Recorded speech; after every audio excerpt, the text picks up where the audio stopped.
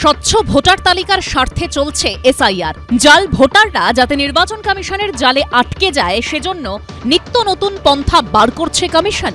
কিন্তু তাতেও এসআইআর এর আসল উদ্দেশ্য সাধন হবে কি? সোমবার নির্বাচন কমিশনের দেওয়া পরিসংখ্যান অনুযায়ী এরাজ্যের 2208টা পোলিং স্টেশন থেকে সমস্ত পূরণ করা এনুমারেশন ফর্ম ফেরত চলে এসেছিল, যা দেখে অনেকেই প্রশ্ন তোলেন, কারো মৃত্যু হয়নি, কেউ অন্যত্র যায়নি, এটা কি আদৌ সম্ভব? যার জেরে প্রশ্ন ওঠে নির্বাচন কমিশনের তত্ত্বাবধানে চলা এসআইআর প্রক্রিয়া নিয়ে। তবে নির্বাচন কমিশন এ নিয়ে রিপোর্ট চাওয়ার পরই অবশ্য এই সংখ্যা বদলে গেল। কমিশন সূত্রে খবর, মঙ্গলবার জেলা থেকে যে রিপোর্ট এসেছে সেখানে দেখা যাচ্ছে সমস্ত ফর্ম ফেরত এসেছে এ রাজ্যে এমন পোলিং স্টেশনের সংখ্যা 2208 থেকে কমে হয়েছে 480। এত ঘন ঘন সংখ্যা বদল কেন? অথচ এসআইআর প্রক্রিয়ায় গরমিল ধরতে নির্বাচন কমিশন নানা পন্থা নিয়েছে। যেমন আধার কর্তৃপক্ষের কাছে মৃত ব্যক্তিদের তথ্য চাওয়া হয়েছে, মৃত্যুর পর কাদের রেশন কার্ড বাতিল হয়েছে তা খতিয়ে দেখা হচ্ছে, মৃত্যুর পর কারা রাজ্য সরকারের সমব্যথী প্রকল্পের সুবিধা নিয়েছে সেই তথ্য একত্রিত করা হচ্ছে। এমনকি ভোটার তালিকা যাচাই করে ভুয়ো ভোটার খুঁজতে এআই প্রযুক্তিরও সাহায্য নেওয়া হচ্ছে। তৈরি হয়েছে নির্বাচন কমিশনের স্পেশাল টিমও। পশ্চিমবঙ্গে এসআইআর এর স্পেশাল রোল অবজারভার হিসেবে অবসরপ্রাপ্ত আইএএস অফিসার সুব্রত গুপ্তকে নিয়োগ করেছে নির্বাচন কমিশন। পাশাপাশি এসআইআর প্রক্রিয়ার জন্য 12 জন অভিজ্ঞ আইএএস অফিসারকে অবজারভার হিসেবে নিয়োগ করেছে নির্বাচন কমিশন। কিন্তু প্রশ্ন উঠছে, এরপরও কি নির্ভুল ভোটার তালিকা তৈরি করতে পারবে নির্বাচন কমিশন? মৃতদের তালিকা কেন ছাপানো হলো, ফর্ম সেটা কেন বিএলওকে দিয়ে বিলি করানো হলো?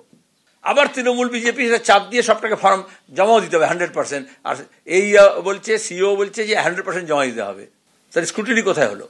আমি যদি ভোটার লিস্টটাকে দুর্নীতি মুক্ত করতে চাই, স্যানিটাইজ করতে চাই, তাহলে যে এরার আছে সেটা তো বাদ দিয়ে শুরু করতে হবে প্রথমে। কোটি কোটি সাধারণ মানুষ এসআইআর প্রক্রিয়ায় অংশ নিচ্ছেন। তারা চান নির্ভুল ভোটার তালিকা তৈরি হোক, স্বচ্ছ ভোট হোক, ভোট চুরি কিংবা তালিকায় গরমিল যেন না থাকে। কিন্তু নির্বাচন কমিশন কি তা করতে পারছে? আগে যখন সামারি রিভিশন হতো, নির্বাচন কমিশন একটা বিধিবদ্ধ প্রসেসটাকে স্টেক হোল্ডার মানে পলিটিক্যাল পার্টি, অল পার্টির সঙ্গে আলোচনা করে বলে দেয়। প্রত্যেক দিন নতুন নতুন কথা বেরোচ্ছে বা নোটিফিকেশন হচ্ছে। একটা অনেক সময় মৌখিক অনেক ইনস্ট্রাকশন আসছে। ইলেকশন কমিশন যে এখনো চূড়ান্তভাবে দিশাহীনতায় ভুগছে তা নিয়ে কারুর মনে সন্দেহ নেই। তৃণমূল কংগ্রেস এসআইআর হতেই দেব না, এসআইআর করতেই দেব না। এসআইআর হলেই ওদের ভান্ডা সব ফুরে যাবে, সবকিছু বেরিয়ে পড়বে। সেই কারণে এসআইআর কে বন্ধ করো। ইলেকশন কমিশন যে প্রচেষ্টা নিয়েছে সেই প্রচেষ্টা নজিরবিহীন এবং রাজ্যের ভোটার তালিকাকে অনেকাংশে সংশোধিত করতে, ভোটার তালিকাকে নিরপেক্ষ করতে নিশ্চয়ই এই ভোটার তালিকার সংশোধন এসআইআর কার্যকরী হবে। এদিকে নির্বাচন কমিশনের পরিসংখ্যান অনুযায়ী মঙ্গলবার সন্ধ্যে 6টা অবধি 47,06,902টি নাম বাদ যাওয়ার জন্য চিহ্নিত হয়েছে। এর মধ্যে মৃত ভোটার 22,45,861। খোঁজ মেলেনি 6,76,621 জন ভোটারের। 16,53,833 জন ভোটার অন্যত্র স্থানান্তরিত।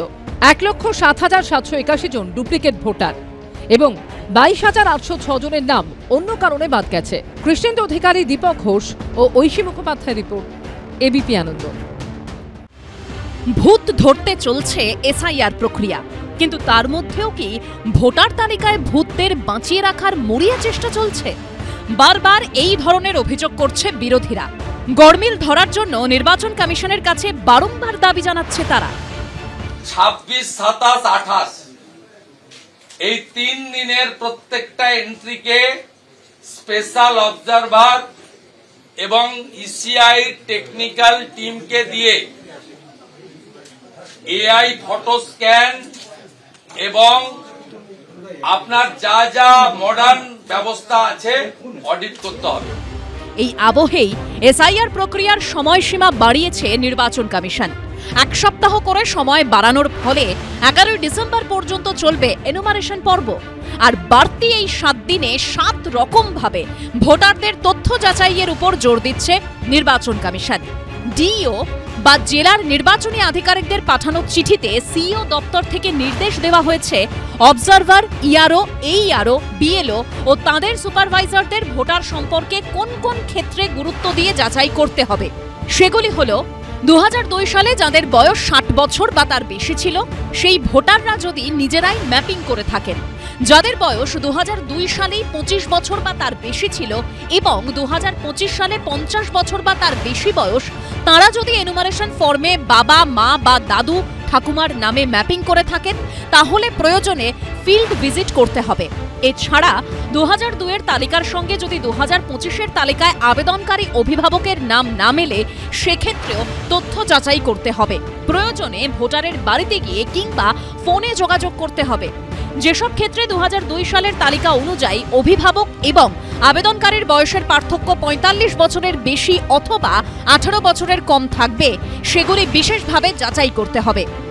নির্বাচন কমিশন কি ভাবছেন, তাদের রূপরেখাটা কি, তাদের রোডম্যাপটা কি, সেটা কি কেউ জানে?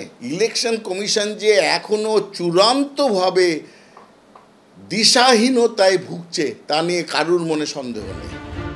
নির্বাচন কমিশনের নির্দেশিকায় আরও বলা হয়েছে, যেসব পোলিং স্টেশনে 0 থেকে 20টি আনকালেক্টেবল এনুমারেশন ফর্ম থেকে যাচ্ছে সেখানে বিএলওদের এন্ট্রি করা তথ্য সঠিক কিনা তা নিশ্চিত করার জন্য বিস্তারিতভাবে যাচাই করা হবে। 2021 কিংবা 2024-এর মতো বিগত নির্বাচনগুলোর সময় যেসব বুথকে সংবেদনশীল হিসেবে চিহ্নিত করা হয়েছিল সেগুলোর উপর বিশেষভাবে নজর রেখে তথ্য যাচাই করতে হবে। মৃত ভোটারদের ক্ষেত্রে বাড়তি গুরুত্ব দিয়ে বলা হয়েছে, registrar general of birth and death থেকে এবং রেশন কার্ড বাতিলের রিপোর্ট থেকে মৃত ব্যক্তিদের তথ্য পাওয়া যায়। ইআরওদের উচিত বিএলওদের করা এই ধরনের এন্ট্রি করা তথ্য যাচাই করা। বিএলও তো সরকারি কর্মচারী, সাধারণ মানুষ, তাকে গান পয়েন্টে রেখে মৃত ব্যক্তির নাম তাকে আপলোড করতে বলা হচ্ছে। তাদের সুরক্ষা নির্বাচন কমিশনকে দিতে হবে, কারণ এটা নির্বাচন কমিশনের কাজ, এটা কোনো সরকারের কাজ নয়, এটা সাংবিধানিক সংস্থা এখানে কাজ করছে। তো আজকে তাদের দায়িত্ব নিতে হবে এবং একই সঙ্গে যে বিএলওরা যারা তৃণমূলের হয়ে এই কাজ করে চলেছেন তাদের গ্রেপ্তার করতে হবে।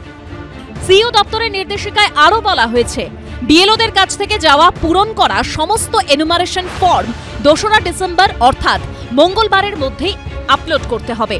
আর বুধবার থেকে প্রত্যেক দিন যে ফর্ম সংগ্রহ করা হবে তা ওই দিনেই আপলোড করতে হবে। কোনো ফর্ম রেখে দেওয়া যাবে না। যদি কোনো পরিবারের কাছ থেকে 11ই ডিসেম্বর পর্যন্ত ফর্ম পাওয়া না যায় তাহলে সেগুলিকে আনকালেক্টেবল হিসেবে চিহ্নিত করে অ্যাপে নথিভুক্ত করতে হবে। এরই সঙ্গে বিএলওদের একাংশের আবেদনে সাড়া দিয়ে বিএলও অ্যাপে সংশোধনের ব্যবস্থা রাখা হয়েছে, যাতে ফর্মে কোনো ভুল থাকলে তা সংশোধন করা যায়। উজ্জ্বল মুখোপাধ্যায়, বিজেন্দ্র সিংহ ও কৃষ্ণেন্দু অধিকারীর রিপোর্ট, এবিপি আনন্দ। এবিপি আনন্দ, এগিয়ে থাকে, এগিয়ে রাখে।